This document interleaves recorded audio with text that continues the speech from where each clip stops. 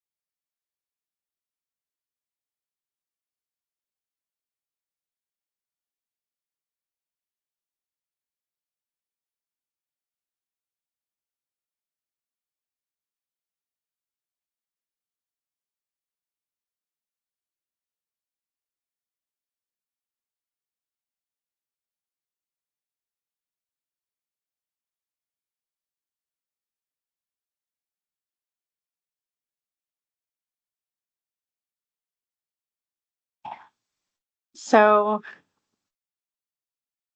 Greetings, everyone.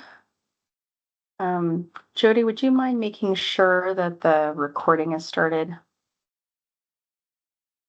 That'd be great. Yes. Thank you. Hello, everyone. Thanks for coming on. We are going to go ahead and start our listening session for um, HOME-ARP. Just to give you an overview of this, by the way, I'm just on a laptop this time. I don't have my full setup, so forgive me for being a little um, in a kind of a disarray a little bit. So we are going to go ahead and get started. I'm just going to give you all a quick overview of what we're going to do. And I was just thinking right now that I probably should have included one additional slide. And we'll do that for the next one. As y'all know, this is the American Rescue Plan money that's attached to home funding. The focus of the funding is to serve people who are homeless and at risk of homelessness, um, individuals and households fleeing domestic violence situations and stalking and trafficking, and then those who are severely cost burdened in their rent and housing. And so um, we have decided, after all of our research 3 years ago, to focus our funding on building rental housing, building non-congregate shelters, and providing supportive services. And so what we originally did when we sent our request to HUD is state that we will serve all four of our qualified populations, or qualifying populations, excuse me. And so because of that, the way that HUD has instructed us over the last, 2 years now, it feels like, well, because it is, that we have to serve all four qualifying populations because that was for the state, because that was in our plan.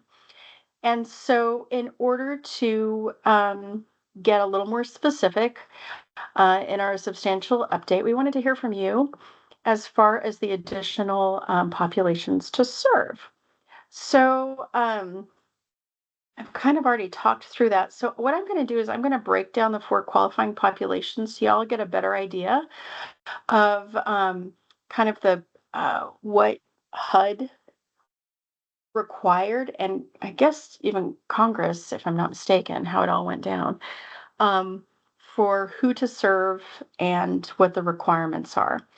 So, like I had stated, homeless, at risk of homelessness, fleeing or attempting to flee domestic violence and human trafficking, requiring assistance or housing services or housing assistance to prevent returning to homelessness, and those who are at 30% area median income with severe housing cost burden, who are paying more than 50% of their income towards rent.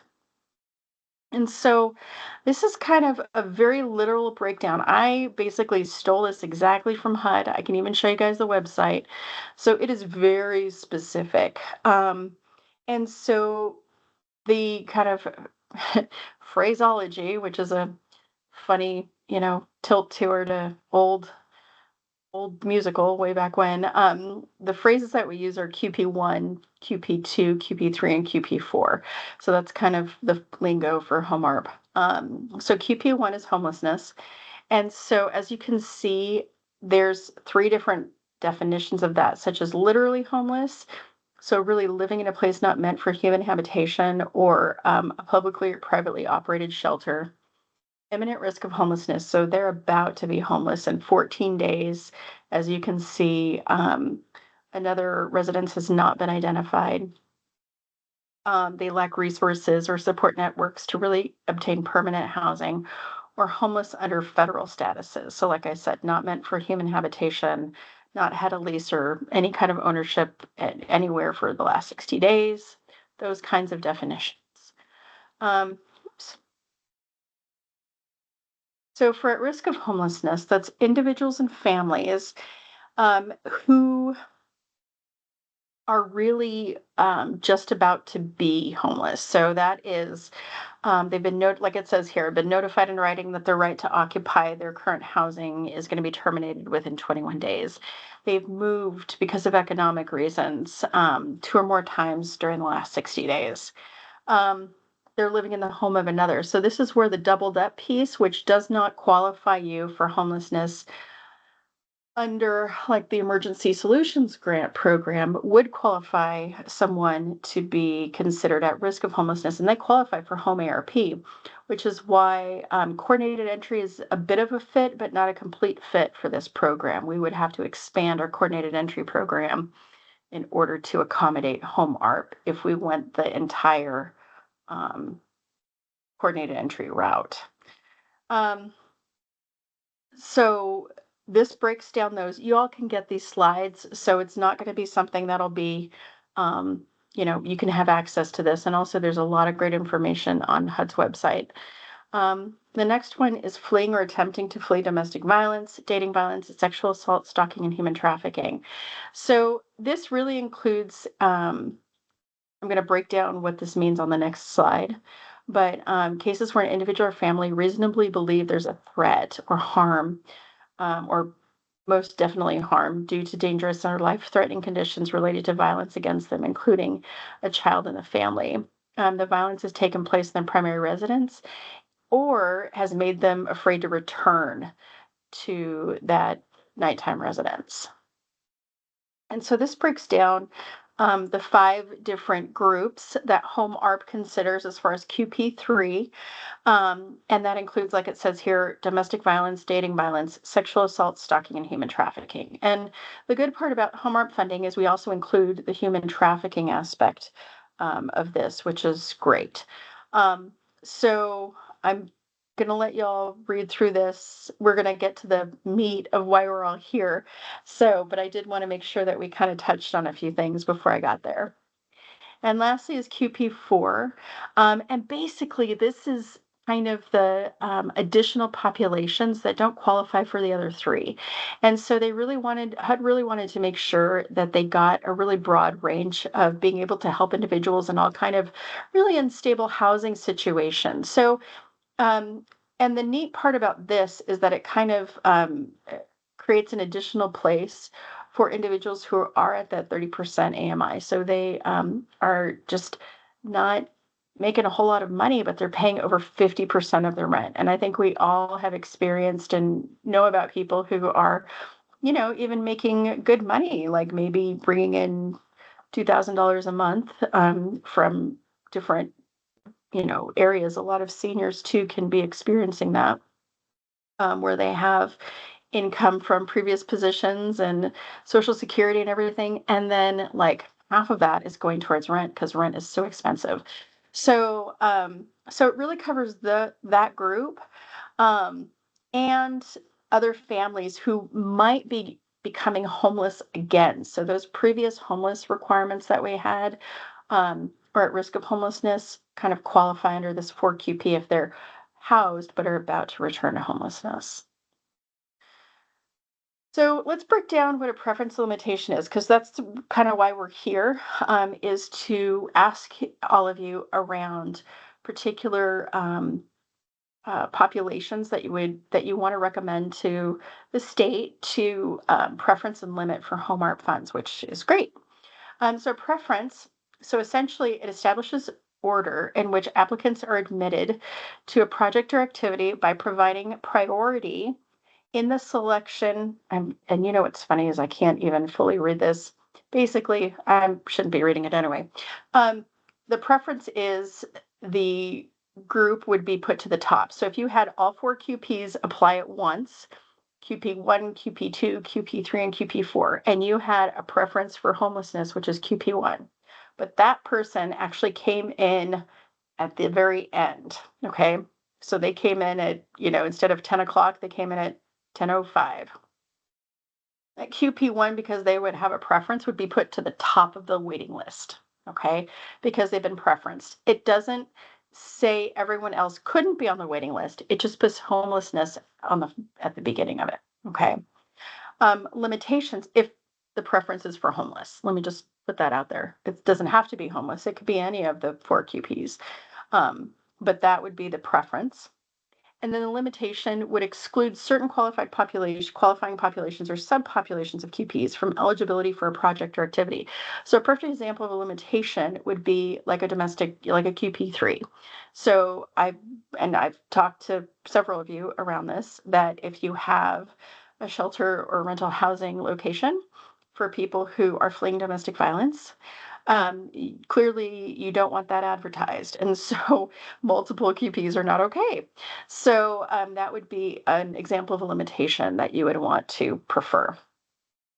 And just note this, these preferences and limitations can only apply really to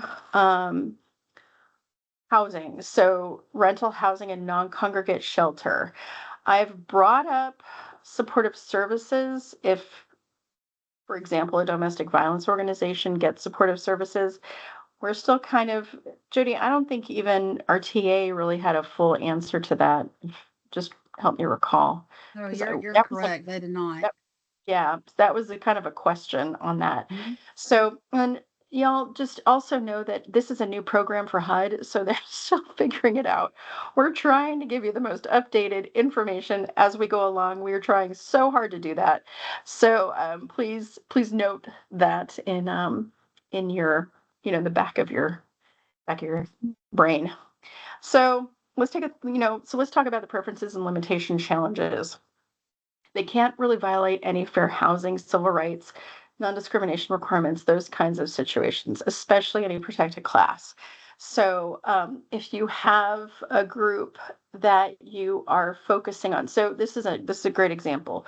For like a non-congregate shelter, oftentimes in the past, not I think this is shifting, but in the past, for a domestic violence shelter, it's oftentimes just women or just men, not necessarily families, not necessarily, or even homeless shelters. It can be, just individuals. It could be just um, women or just men, or, as far as those basic definitions they've stated in the past. And so this is shifting. So then that way you have to consider all familial status. So if you're serving a youth shelter, as an example, you need to be able to serve youth with multiple familial statuses. So you need to be able to serve them as individuals, but you also need to be able to serve, if they have children and those particular situations or their definition of a family. Sometimes it may be um, a group of people who have just lived together over the course of many years and they really consider each other family. So you'd really have to look at the definition of these to make sure that there's no fair housing that's going to be affected. And so especially for the developers out there, I know there tends to be a tendency, and I've literally brought this up to HUD in the room. So please know that I've tried to advocate for some understanding around this with regards to age. So oftentimes in rental housing, there can be a very specific tenancy qualification for elderly or housing for older persons, which would be 55 and older or 62 and older. And oftentimes, I know for HFOP, there's an 80-20 rule with regards to 80% of them have to be 55 and older for the entire household, and only 20% can have individuals who are less than, their ages are below 55.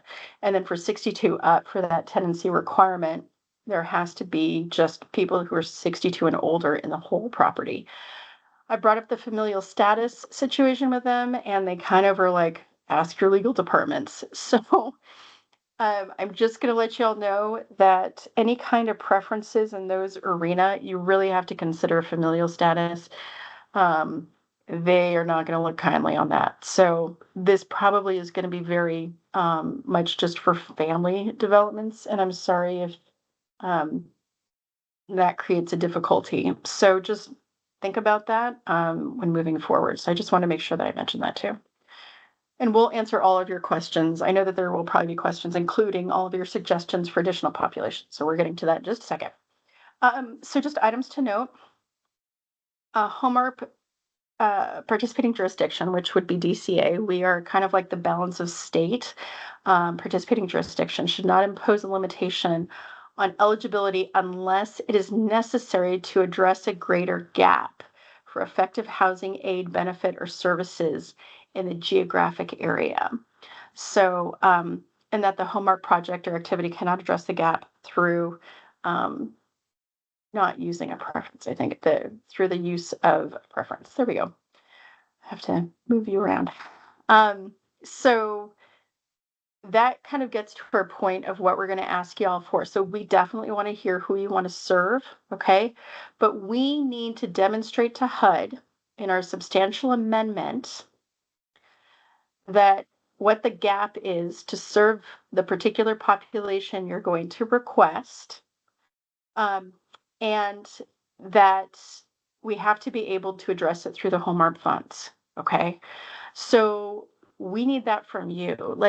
Because you guys are the experts in the room serving all the populations you're going to be talking about. So we need to know where your data is, what you found, and not just necessarily for your area, but for the whole state. Because what we're wanting to do is let them know we want to serve these particular populations throughout the state, and here's why.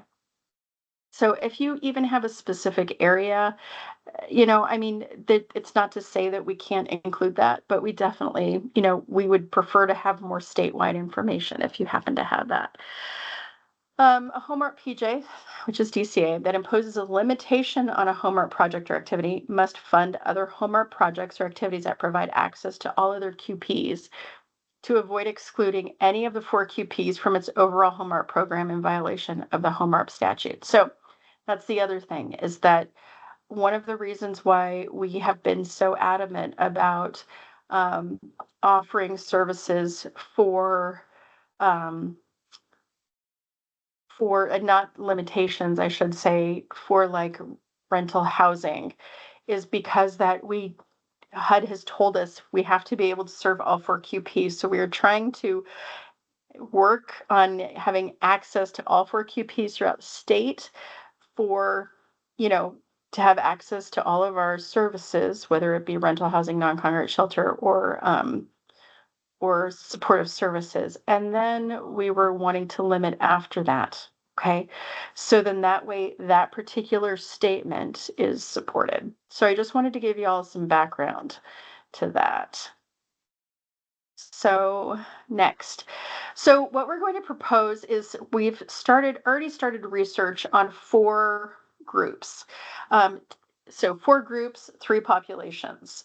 We know a lot of you are really interested in preferences for homelessness. So that way homeless individuals, again, get put top of the list.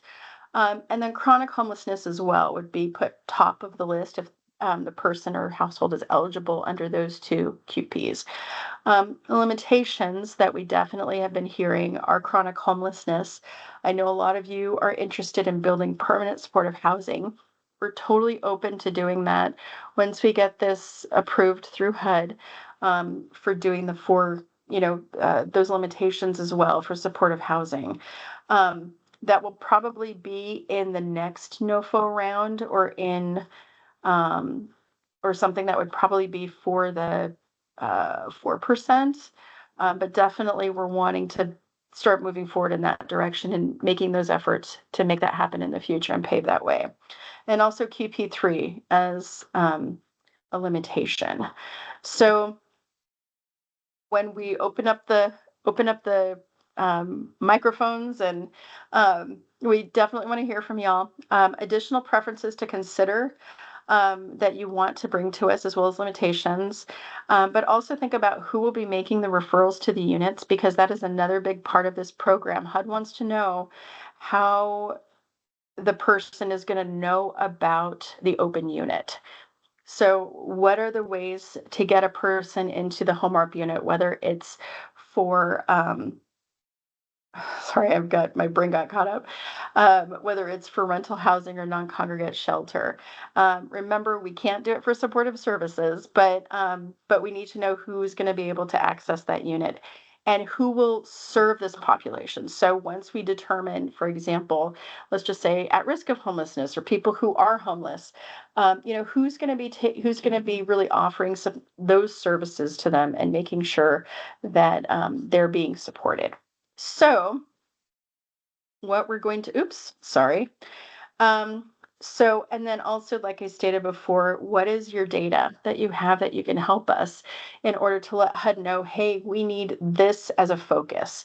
So what I'm going to do now is I am going to stop talking, because y'all have heard enough from me. And wow, 22:22, that's a great time.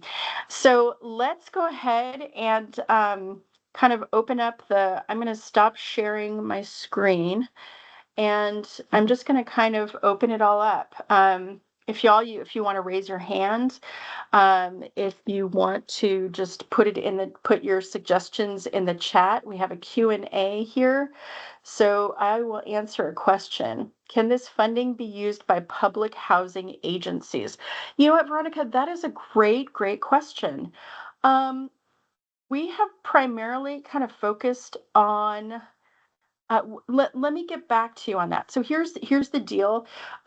It can't actually be used as far as like, we cannot build public housing units, but we can if they're RAD, there are some contingencies with that. So a RAD conversion is a possibility. But as far as like a non-congregate shelter, I guess, are you planning on putting a shelter on your public housing, um, land? Or are you wanting to do a RAD conversion, or do you want to actually build, I guess, more public housing units? Because there has to be a transition of the funding. And Jody, I know that from your background, you may have a little bit more experience of what the transition. I think it's like you have to have the funding shifted from public housing to like the RAD funding. Do you know what that's called, Jody?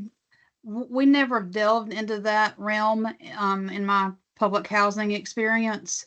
Okay. So yeah, I don't have a good answer for that one. Okay, no, that's great. That's fine.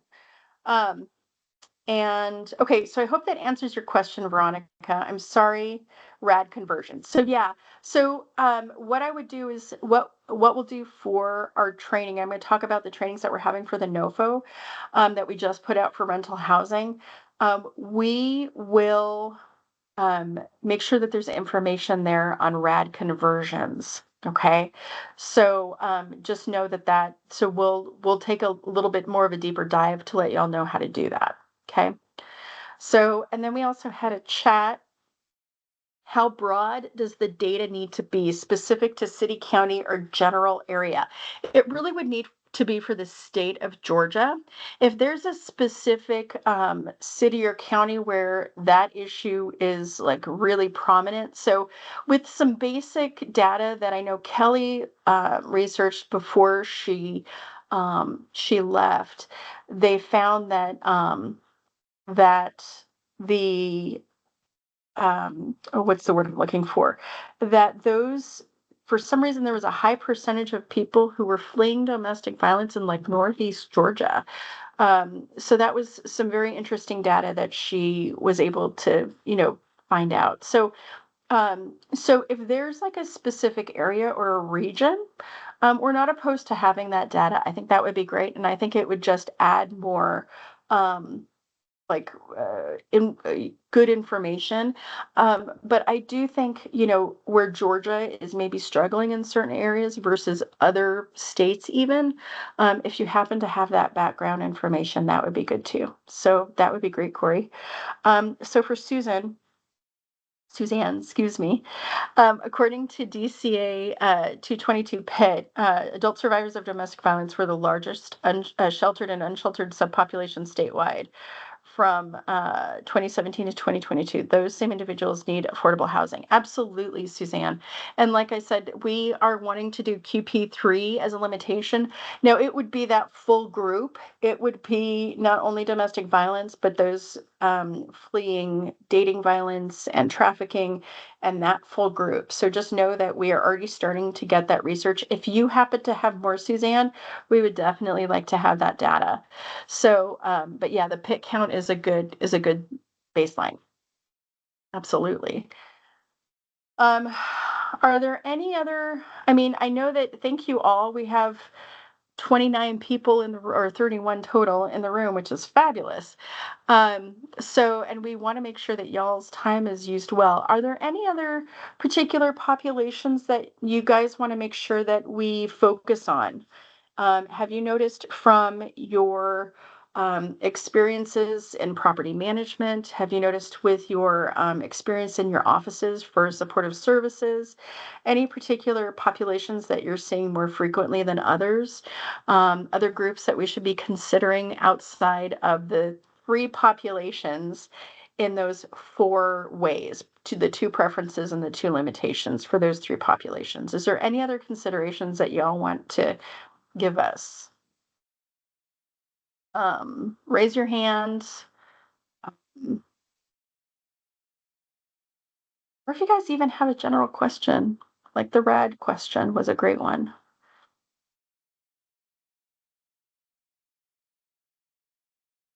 Veterans. Okay. Yeah, we can take a look. Now just know that the veterans group um to serve veterans, but those that okay, hold on. We are looking to serve veterans, but those that meet does just for housing issues for veterans. Okay. Um, I'm okay. But those that meet, okay, I don't understand, but those that meet the four pops. Most interested in the POP process and what kind of services you're looking for us to provide and how. Okay. So, oh, for qualified populations. Sorry, thank you. So the way that HUD's okay, so let's go to the veterans question first. Thank you, Ben, for clarifying. And thank you, Ada, for stating that as well. So for veterans, what HUD said when they talk about the four qualified populations is serving these, you have to serve these four QPs and also serve veterans that fit into those four QPs. So I believe that we can definitely do veterans as a preference. Okay. There are other states that are doing veterans as a preference, if I'm not mistaken. So what we'll do is we will definitely put that on the list. We would need that data from you, but we'll figure out from some of our other state partners what that could look like for uh, for either preferences or limitations. I don't know if we can do limitations with the veterans population. Okay, so just be aware of that. But mm, we may be able to do both. Let me get back to you. But that's for some reason in my brain. I don't know why. I that makes total sense. I just wasn't thinking in that direction. So that's great. I'm so glad that you mentioned that. We will look into it for sure. Okay. If you have some backup data and information, which I'm sure you do, because veterans are, a population that I know y'all have a lot of data, especially around homelessness. We would love to have that. So that's great. Michelle, I'm most interested in the process and what kind of services you are looking for us to provide and how. Um, I am assuming uh, it probably could be any of those, either rental housing or non-congregate shelter. It really depends on the needs of the people and or groups.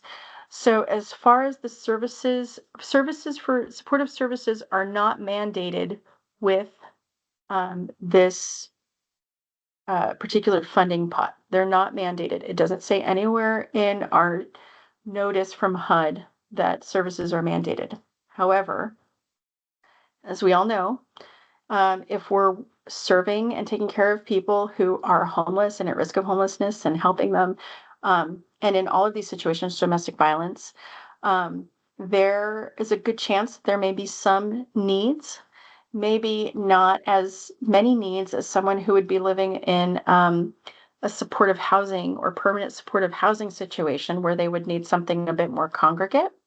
So we want all of our partners to be prepared to take care of the residents if there's a need. So someone who's homeless, or even chronically homeless, may have a lot more needs than individuals who are be in QP4, where they're at 30% area median income. They're spending more of half their income toward rent, but even though they're living definitely paycheck to paycheck, they're having to cut back on a lot of their regular household amenity type things that they could have. They've been fairly stable, so they may not have as many needs. So it really depends on who you're housing. And so what we're asking all of our developers and supportive service partners and everyone is to just be prepared to just take care of residents. And so that's why we're going more in the enriched services arena, just making sure that maybe there is core certification for property management and or additional service providers that you're working with to bring in case management, because there may be some 2 or 3 people who are in your group of housing units who are going to have those needs. And clearly, if you're serving a non-congregate shelter, those supportive services are going to be a lot more needed because most likely the individuals who are being served by a non-congregate shelter are homeless, obviously. So I hope that kind of gives you a good idea of the range. Um, and the other piece, which I mentioned Tuesday at the QAP workshop, and we're going to be talking about it more. We have lots of supportive services coming out over the next few months. For one, we are giving the option for those who are applying to the part 1 of the housing NOFO that we just put out on Tuesday to be able to apply for some supportive service funding. Then we have our non-congregate shelter, which we're also tacking on supportive service funding. And then in addition to that, we're also releasing our supportive services NOFO at the end of March, like very end of March, very beginning of April. So there's all of that going on as well. So we're wanting to make sure that you have that seed funding, but just know that that funding needs to be spent before 2030. It's not something you can hold on to. So that's my way-winded example and reasoning behind it. So I hope that helps. Um, Jody, I know I've fallen a little bit behind on some of these questions. No, you're Is good. there? So there's one under the Q&A. Someone is asking, are waiting lists sufficient to document families at risk of homelessness? Um, I guess I'm asking why. I guess, okay, so HUD requires everyone to be on a waiting list of sorts, either through coordinated entry or something operated at the property level. Um, the documentation of the eligibility of the person, that's a whole other thing. So there would be, I guess, two pieces or answers to that question. One is the waiting list definitely needs to happen because HUD requires it. We were doing it on a first come, first served basis. So, yes. But as far as documenting families and their eligibility, that has different requirements in order to make sure that the individuals that you serve and house meet the eligibility requirements for HOME-ARP. So I hope that answers both of your questions. Thank you for bringing that to my attention, Jody. The next Um, question, I believe, is Shauna asking, would those with mental illness diagnoses be considered? The number seems to be rising for this population. yeah, absolutely. We can focus on mental health. Again, it's making sure that that the that we are serving individuals a part of well, let me go back. That the protected classes are covered. So there can be a mental health focus. Again, we'd have to prove the gap to HUD statewide. I don't think that that's going to be hard, given we have a lot of data regarding that, especially with Olmsted in the state. But we would need to make sure that the protected classes are still able to have access to the housing. So if they have a family, if they have a disability, which oftentimes for mental health that could be considered a disability. So it's those things that we would have to consider, but I don't see why not. So an SPMI focus can be is possible. So it looks like, and Jody, I know that you're probably taking quick notes, but so we have veterans, we have um, mental illness, and then what was and we're also looking at the RAD Yes. conversions. There was And another group. I'm missing a Corey group. is asking, we're looking to serve those with chronic physical and mental health issues within the qualified populations. Is that okay to have as a preference? It's okay to have those. I think what we would need though is we would need to have it be. Okay, so mental illness, we could probably definitely do. If it's a disability, so it sounds like you're looking to serve people who have a disability. That could definitely be it. But we would need, again, you would need to go through those protected classes just to make sure that you're not leaving any of those uh, individuals out. So you would have to be able to serve someone who may have a chronic, a physical or mental disability, but they would need to be able to have a family. Okay, so it can't. I'm not recommending to have opportunities for people who don't have a family. So just make sure you're considering that. But definitely, we could look at, and I'm assuming Corey that it's a disabled individual or family household. Okay. So what data do you want? Um, so thanks, Ben, for that question. Really, we need to show HUD that there's a gap. Okay.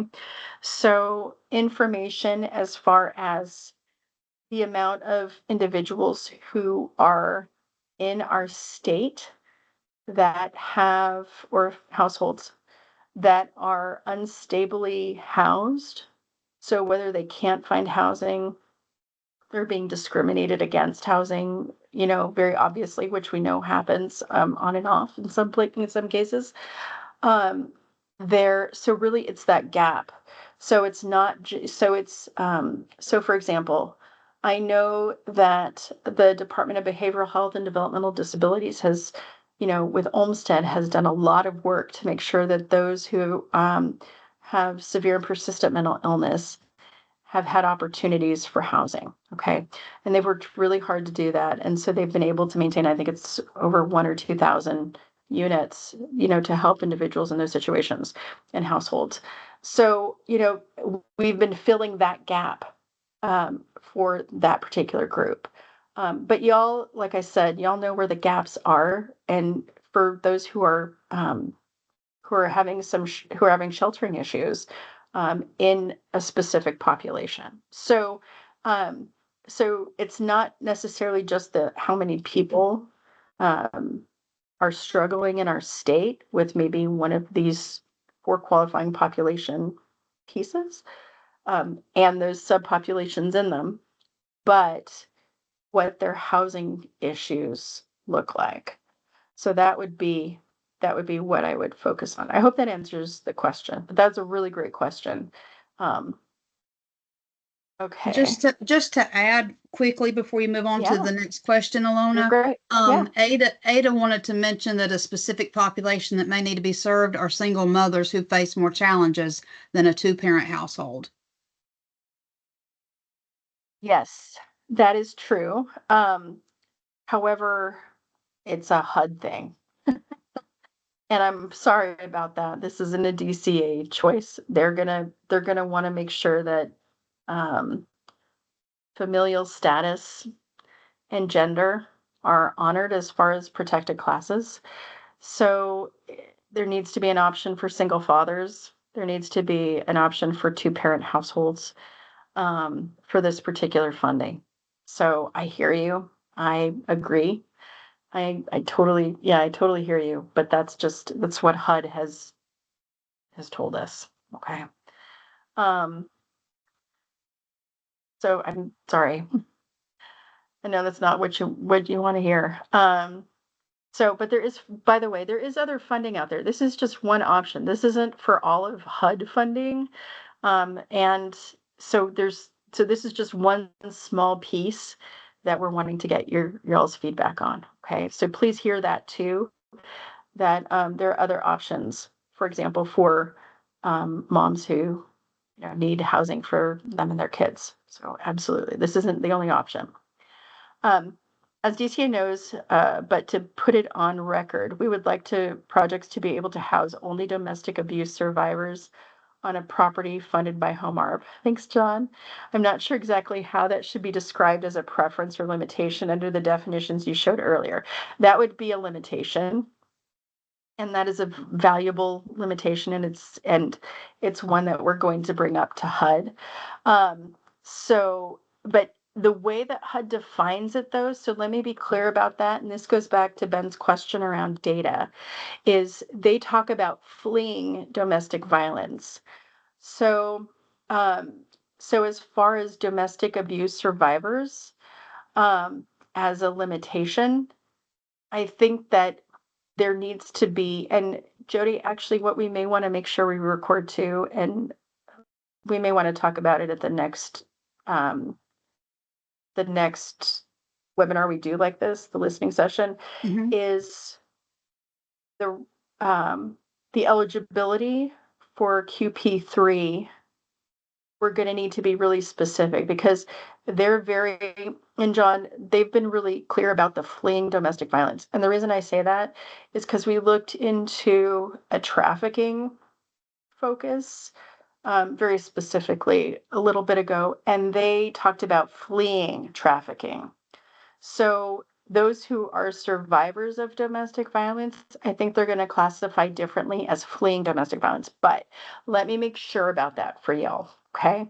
So, because I know that that's going to be an eligibility factor, and so I want to make sure that you're aware of that too. So, um, not sure if it is considered a disability.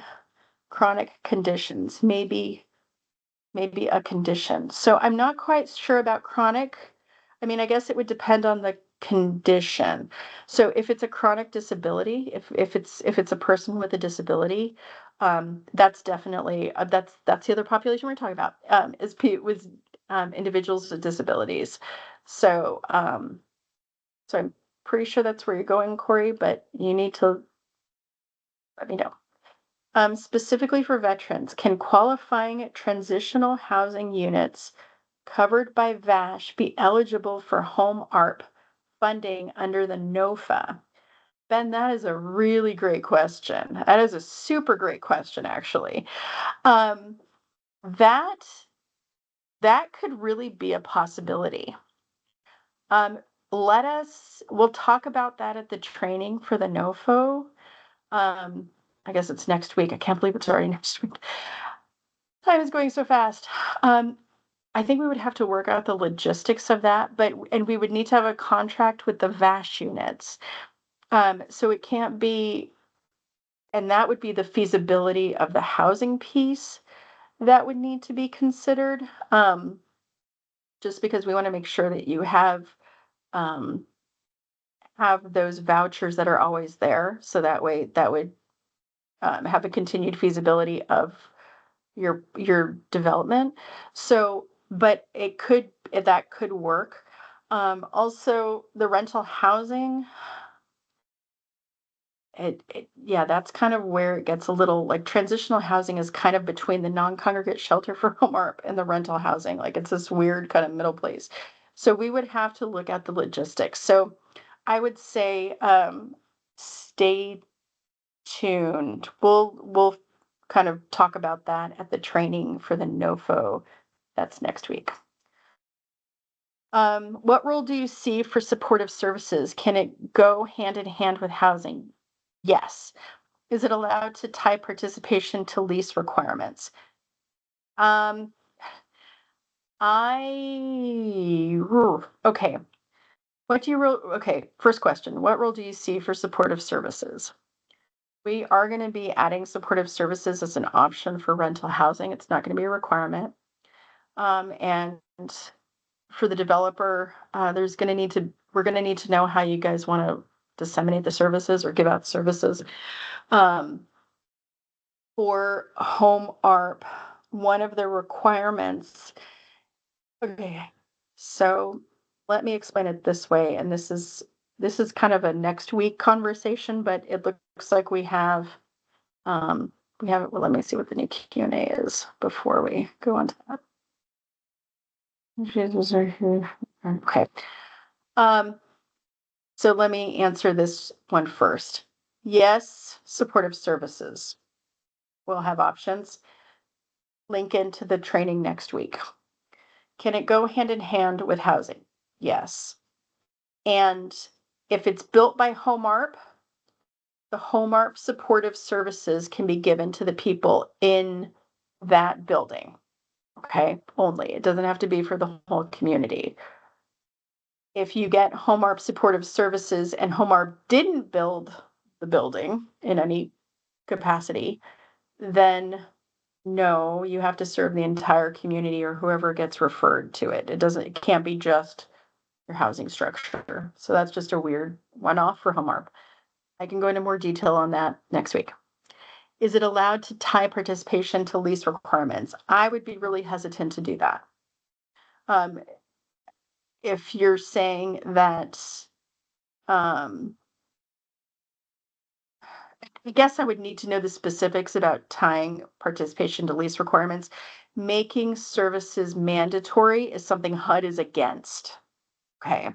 So if you get a lease for a qualifying population unit and then must get services, that's a great big HUD no-no. And that's for most of its programming.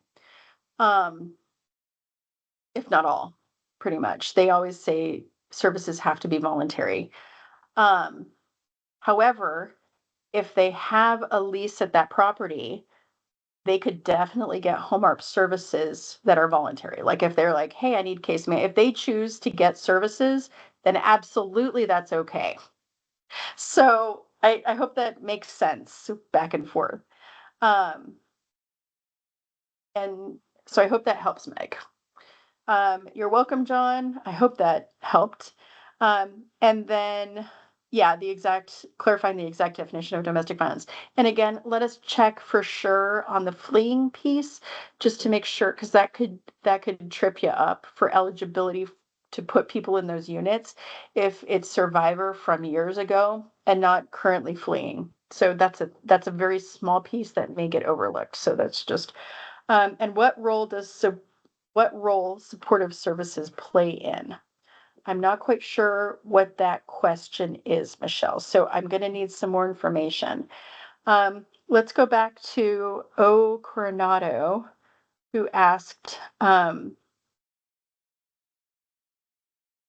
sorry if you have mentioned this already. Is there a percentage of units reserved for QPs in non-congregate rental communities?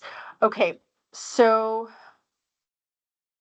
there are, that's a two-part question.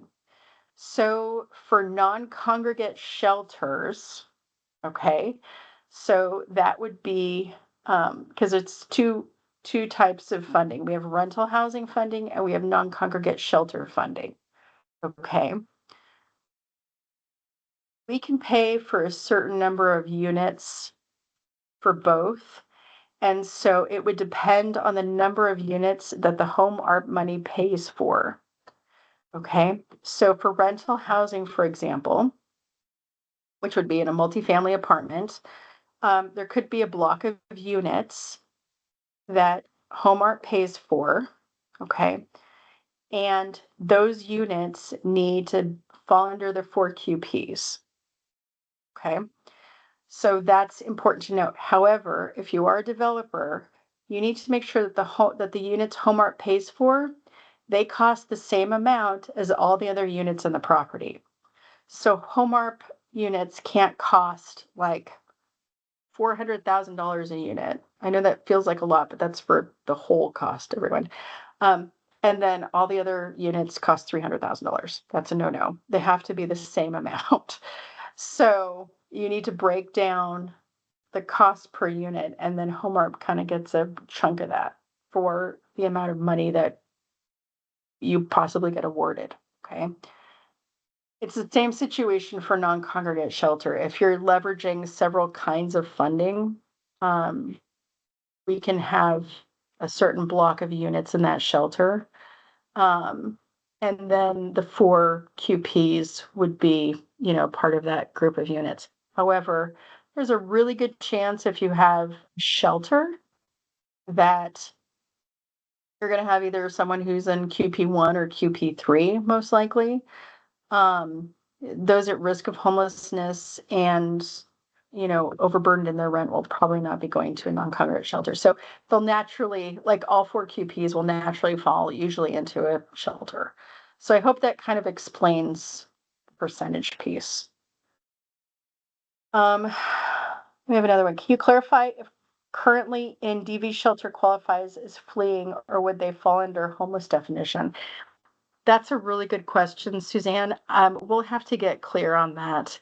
That's a very specific detail. I do know this, that what HUD requires, like the definition of homelessness that's similar in like emergency solutions grants, or let me use a better example. So like PSH, their homeless status stays even if they're in that PSH unit for like 15 years.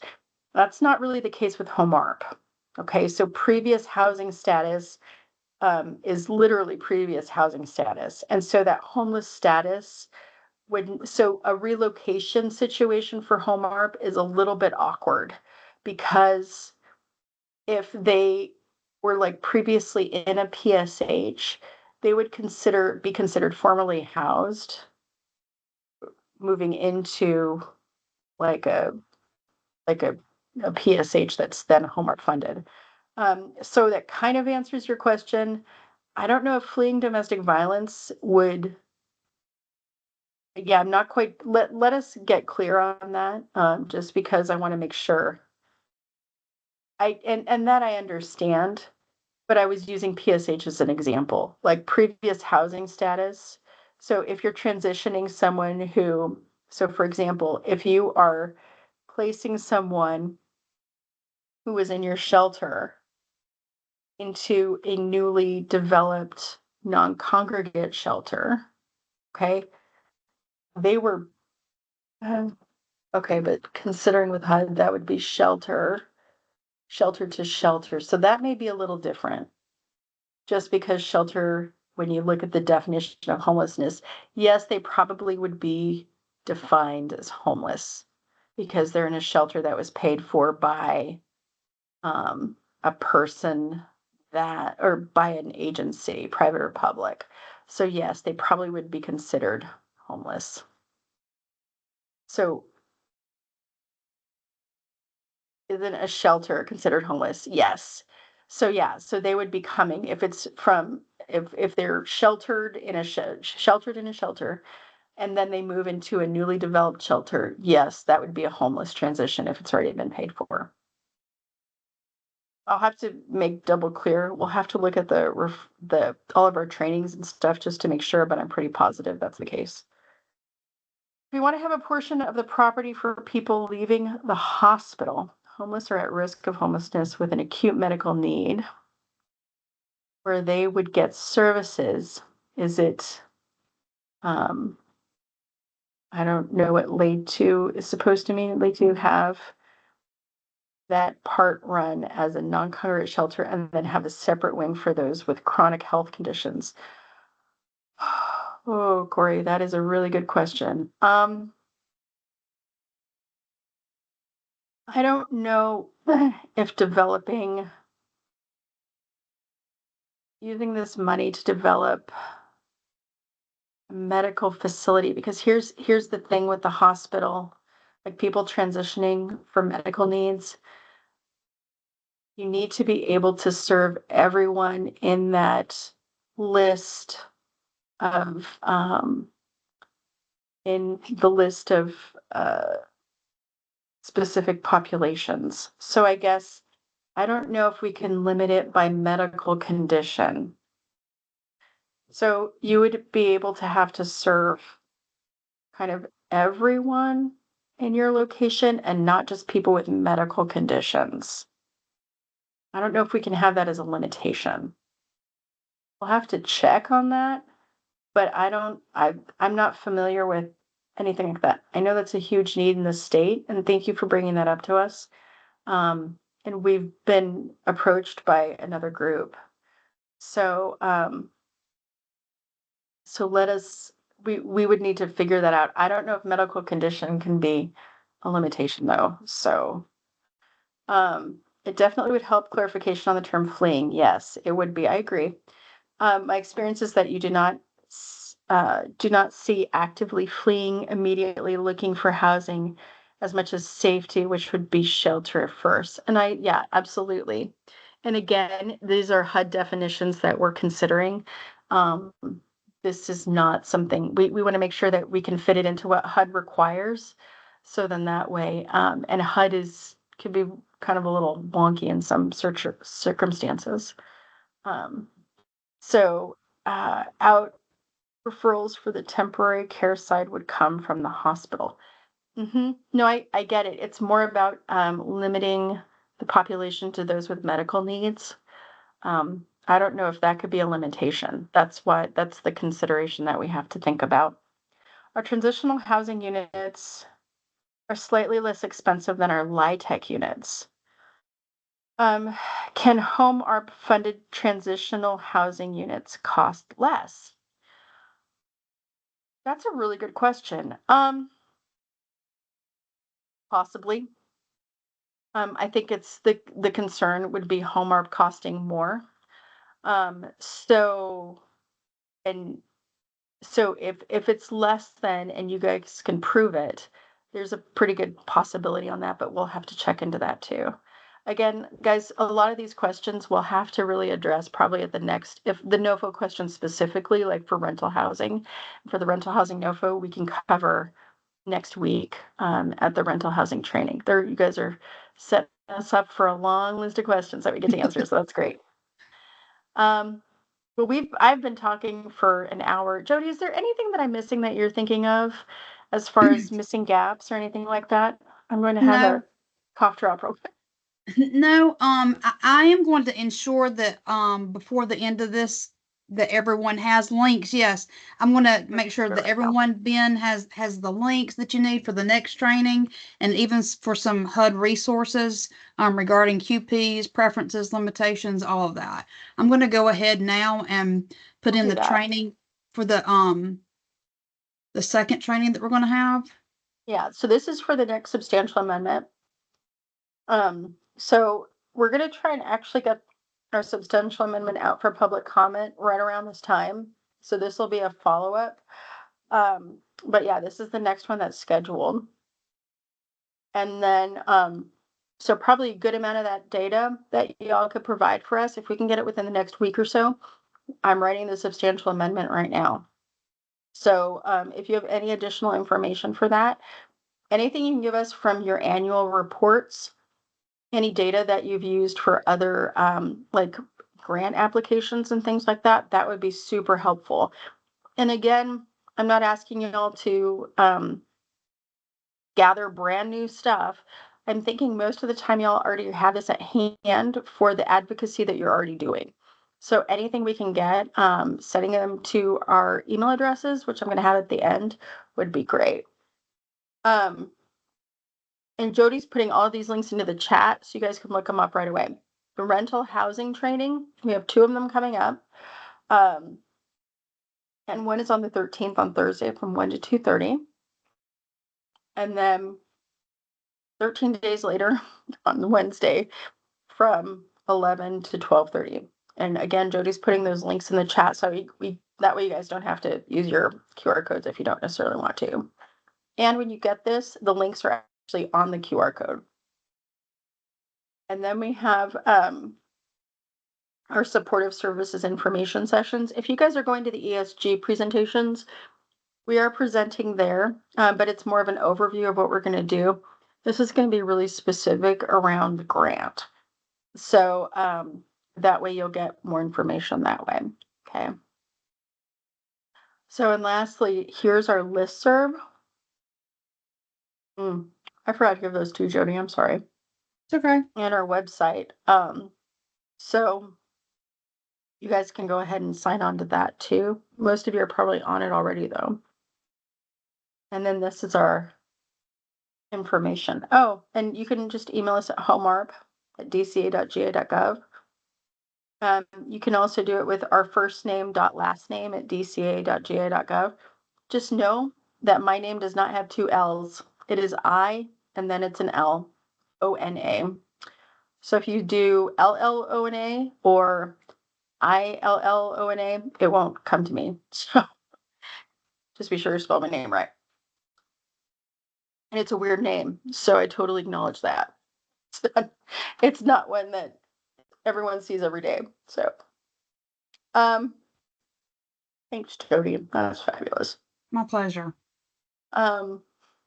Appreciate you. And HOME-ARP Fund builds housing units on an already zoned property for non-congregate housing or even congregate housing. Okay. I guess for Ada, we would need to get clear on what you want to, on what funding you want to use. Again, we have non-congregate shelters. Okay. So that would be like a congregate shelter, like a homeless shelter.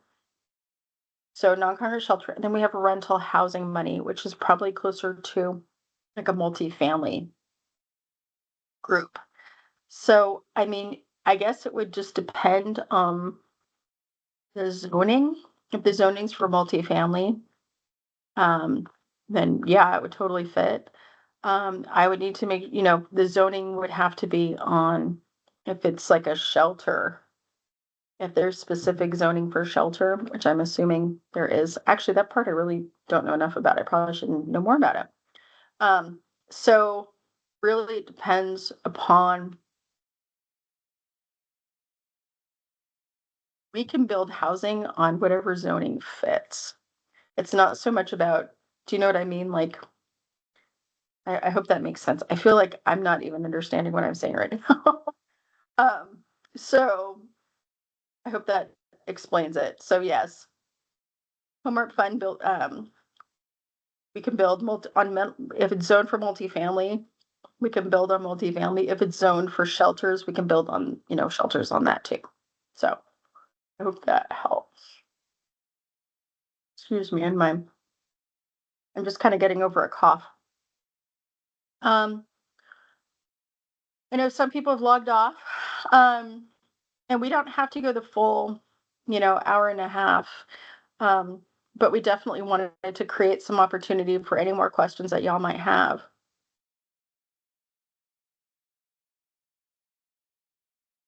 we have any more Q&A questions? No. Does it look like it? Okay.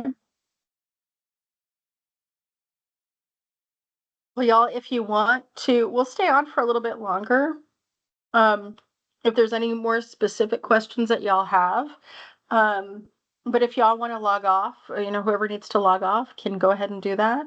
And we're going to keep taping, however, so just in case we do have additional questions that someone would like to ask, and that way we make sure that that's available to the public. We just need to make sure that we're being very transparent, which is, I know y'all appreciate. So, and again, your data would be really, really appreciated. You can go ahead and send that to us at HOME-ARP@dca.ga.gov, and that would be awesome. And actually, you know what? While I'm doing that, here you go. Jody, I will do you too.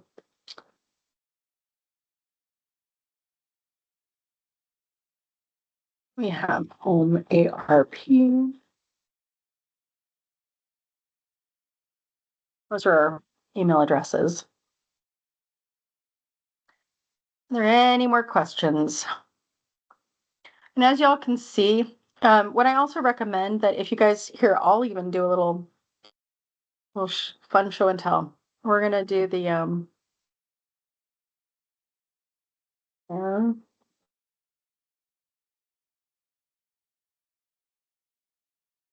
this is the HUD website, and I highly recommend y'all look this up if you want to know about HOME-ARP.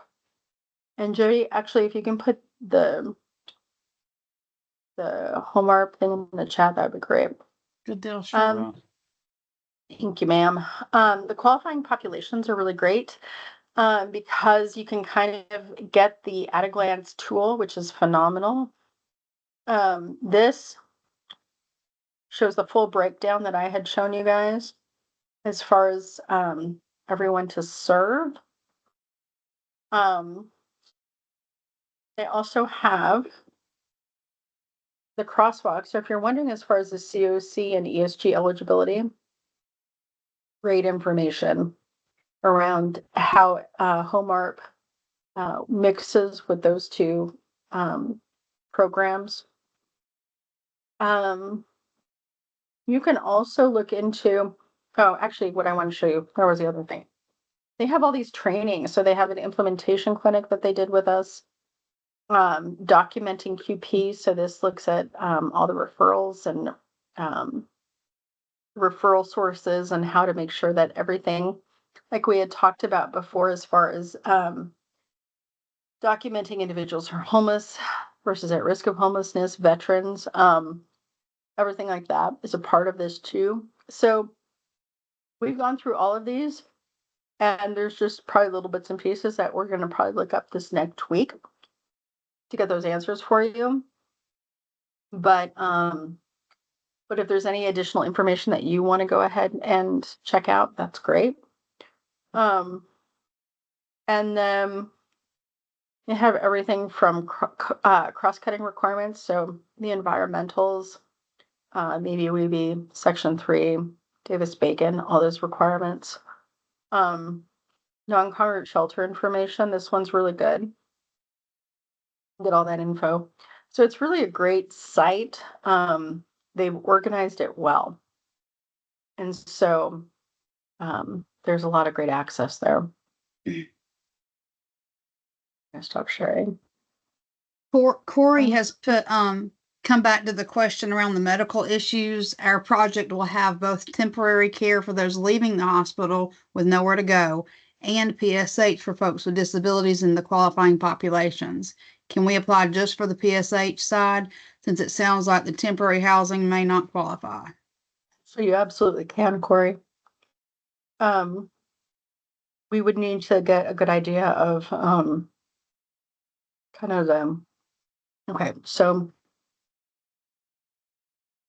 if you apply with the full scope of your project, okay, you would have to do, before any ground is broken, all the environmentals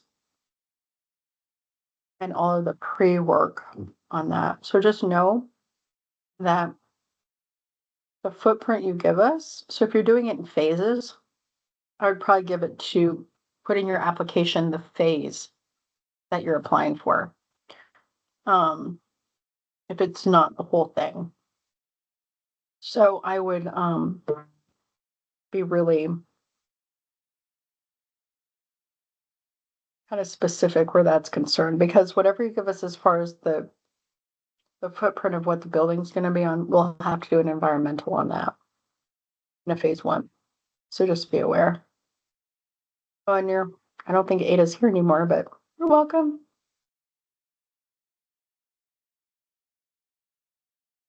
Surprised no one said IDD.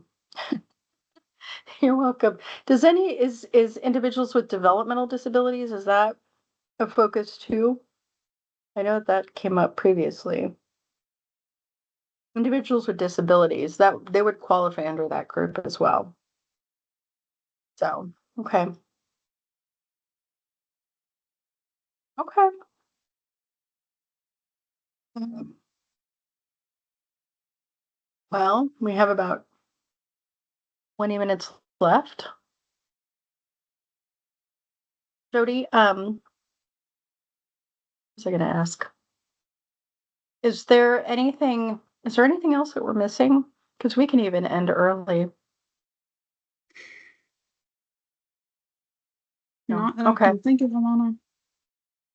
Well, everyone, we have all of your questions. Again, you know about the upcoming listening session on the 18th for the substantial amendment. Next week, we have the trainings on the NOFO. We'll address probably a lot of your questions there where that's appropriate. In March, we're also probably going to have some listening sessions. We're going to have a public comment period for our notice of funding for our non-congregate shelter. So just know that that's going to be coming out